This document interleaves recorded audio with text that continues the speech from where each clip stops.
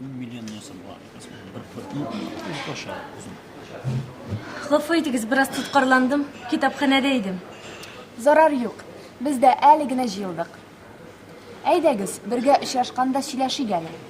Икенче атнада волонтерлар белән очрашуда кем нинди темага чыгыш ясарга җыена?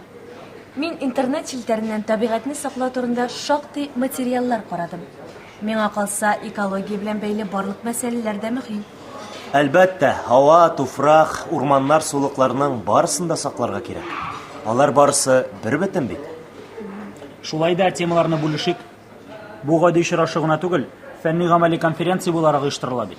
Мин волонтерларның табигатьне саклау турында мәгълүматларны халыкка ничек җиткерүләре хакында сөйләргә әзерләнәм. Бу бик кызык. Минем законсыз рәвештә агачларның кисү мәсьәләсен күтәрәсем, моңа юл куймау турында чыгыш ясыйсым килә. Ә мине тиешсез урыннарда ясалган чүплекләр мәсьәләсе борчый.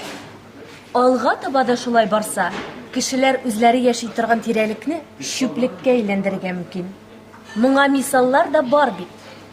Сез барыгыз да бик җитди әйберләр турында фикер йөртәсез. Мин инде берничә көн Greenpeace оешмасы тарихын, волонтерлык эшчәнлеген өйрәнәм. Ничек уйлыйсыз? Бу мәсьәлә тыңлаучылар өчен кызыклы булыр микән? Әлбәттә, шундый зур оешманың ничек эшли башлавы, бөтен дөньяга танылуы турында тыңлау кызыклы булачак. Тарихны белмичә, алга барып булмый. Миңа сез сөйләгән темалар бик ошады.